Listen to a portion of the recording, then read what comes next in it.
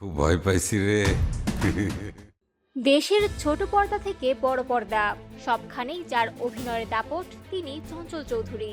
অন্যদিকে ঢাকাই সিনেমার আলোচিত ও দর্শকপ্রিয় নায়িকা পরীমণি।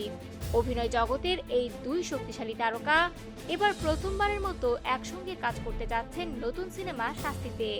আর এই খবরেই ইতোমধ্যে দর্শক মহলে তৈরি হয়েছে বাড়তি আগ্রহ। সিনেমাটির কাজ শুরুর আগেই সম্প্রতি এক অনুষ্ঠানে পরীমণিকে নিয়ে খোলামেলা প্রশংসা করেছেন আয়নাবাজে খ্যাত অভিনেতা চঞ্চল চৌধুরী।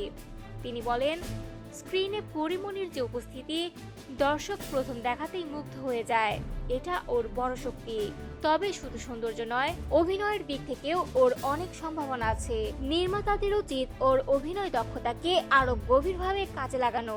আমার মনে হয় পরীমণিকে নতুনভাবে এক্সপ্লোর করার অনেক সুযোগ রয়েছে। চঞ্চলের এই বক্তব্য স্পষ্ট, পরীমণিকে কেবল গ্ল্যামার নয়, একজন অভিনেত্রী হিসেবেই তিনি যথেষ্ট গুরুত্ব দিচ্ছেন। এদিকে অনুষ্ঠান শেষে ক্যামেরার বাইরে দুই তারকার কিছু মজার মুহূর্ত শেয়ার করেন পরীমণি। হাস্যোজ্জ্বল কণ্ঠে তিনি বলেন, ভাইয়া পাশে থাকলে আমি কি বলবো সেটাই বুঝে পাই না।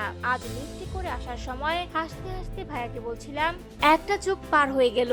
আমাদের যখন একসঙ্গে কাজ হচ্ছে তখন আমরা বুড়ো হয়ে গেছি। পরীমণির এই খুনসুটিতে মজার ছলে নিজেকেই বুড়ো বলে স্বীকার করেন চঞ্চল চৌধুরী, যা উপস্থিত সবাইকে হাসিতে ভাসিয়ে দেয়। সবশেষে পরীমণি আশাবাদ ব্যক্ত করে বলেন, তাদের আসন্ন সিনেমা শাস্তি দর্শকদের জন্য একটি ভিন্ন অভিজ্ঞতা নিয়ে আসবে।